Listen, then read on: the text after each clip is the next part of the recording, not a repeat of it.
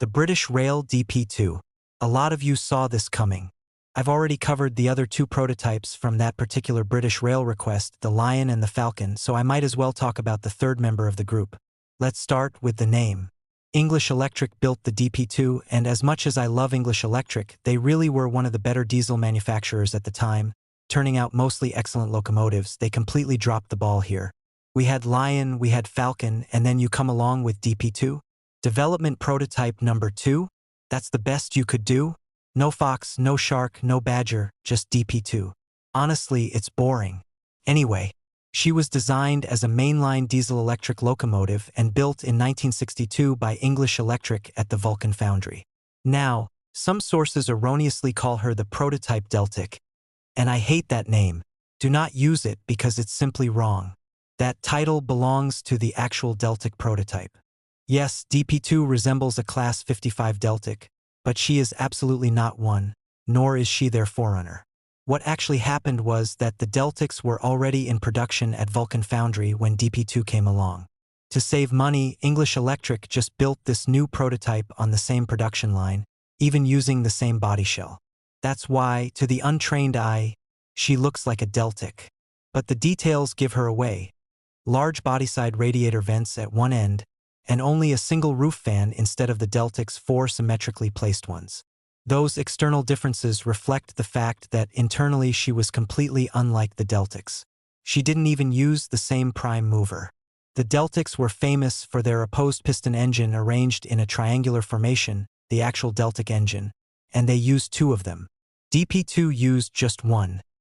English Electric's 16 CSVT diesel engine.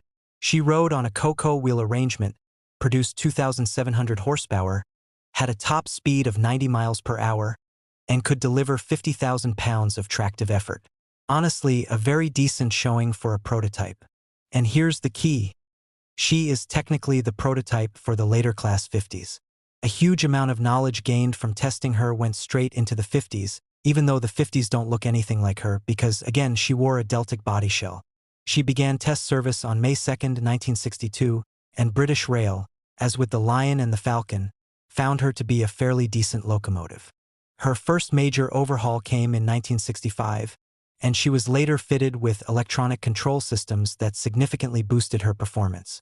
That same control system set the stage for the Class 50s, and it actually gave DP2 superior acceleration to the real Deltics, despite her being technically less powerful. Pretty much everywhere she went, she performed flawlessly.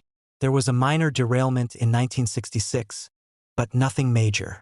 She was a very good prototype, and she likely would have survived into the 1970s, though being a one-off, she'd almost certainly have been declared non-standard and scrapped. Then again, with only one prime mover, maybe they'd have kept her longer. We'll never know because she never made it that far. Unlike the Falcon, which did reach the 70s and was then scrapped for being non-standard, DP2's story was cut short by a very serious accident. On July 31, 1967, the Thirsk rail crash occurred on the East Coast Main Line in Yorkshire. DP2 was hauling the 12 o'clock 1A26 Express from King's Cross to Edinburgh and Aberdeen, and on her part everything was fine. The train was running at speed, performing perfectly. But unbeknownst to the crew, up ahead there was a cement train. That freight was traveling on the down slow line at about 45 miles per hour, the maximum permitted speed for loaded cement wagons. As it moved along, the rear axle of the 12th wagon derailed. The crew didn't notice at first, and the derailed wheels moved further into the cess, smashing timber sleepers. After about 70 yards, the coupling between the 11th and 12th wagons fractured and the vacuum hose parted. This triggered a full brake application on both portions, technically a good thing, and the front portion eventually stopped after another 470 yards. The sudden derailment and braking, however, threw the 13th to 20th wagons off the rails and down an embankment. The 23rd wagon was left on the track, but turned sideways and perpendicular to the line. DP2's crew knew nothing of this. They had clear signals and were running at about 80 miles per hour with their 13-coach express, not far behind the freight. The driver saw what looked like a cloud of dust about 600 yards ahead, and only spotted the cement wagon across the line at the last moment. He hit the emergency brakes, but it was too late. The left-hand side of DP2 struck the wagon at 50 miles per hour, derailing herself and the leading 7 coaches. Those coaches stayed upright, and the rear 6 remained on the track entirely, but the left side of DP2 and the leading coach were torn apart by the impact. The driver and second man survived. 7 passengers in the coach were killed, and 45 were injured, 15 seriously. The inquiry blamed the accident on excessive wear in the freight wagon suspension, likely caused by cement dust abrasion, leading to a dangerous oscillation, sometimes called waddling, that eventually threw the wagon off the rails, even though the freight was obeying the speed limit. No blame fell on DP2 or her crew.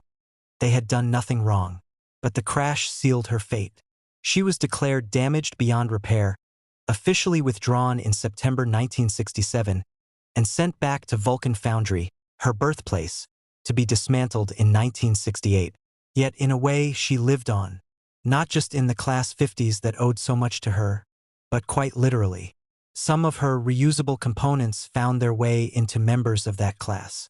Her engine, for example, went into D417, later 5017, Whirl Oak, and was later transplanted into D437, 5037, Illustrious, until it finally became uneconomical to repair. So yes, she's gone. Taken by a terrible accident, not deliberately scrapped. But at least her prime mover, her beating heart, ended up in one of her little sisters.